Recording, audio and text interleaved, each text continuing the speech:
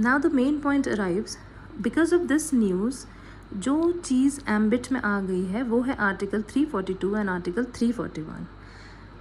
मैंने आपको पहले की वीडियोस में भी बताया था कि जब भी आप कोई न्यूज़ पढ़ें तो स्पेसिफिकली इस चीज़ पे ध्यान दीजिएगा कि वो आपके मेंस के कौन से टॉपिक से रिलेट होती है।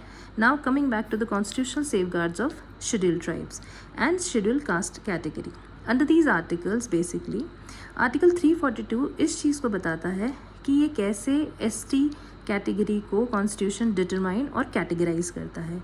अगर हम देखें तो एसटी के लिए यहाँ पे कोई भी स्पेसिफिक या एक्सप्लिसिट क्राइटेरिया नहीं है अपने कॉन्स्टिट्यूशन में कि स्पेसिफिकली यही होना चाहिए या कोई रिलीजन बेस्ड है, नथिंग लाइक दैट। कोई एक्सप्लिसिट क्राइटेरिया नहीं है।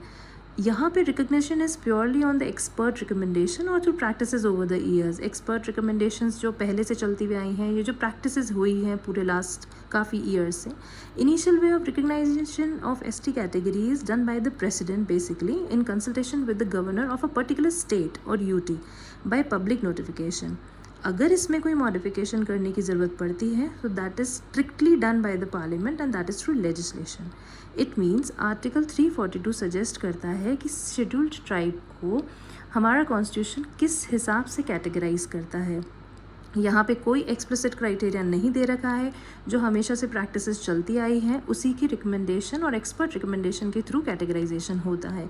इनिशियल में मैंने आपको समझा दिया कि basically president in consultation with the governor उस स्टेट के पब्लिक नोटिफिकेशन निकाल के एसटी का कैटेगराइजेशन कर देता है कि ये लोग शेड्यूल्ड ट्राइब्स हैं। एंड अगर उसमें कोई मॉडिफिकेशन होना होता है तो that is done by parliament and through legislation.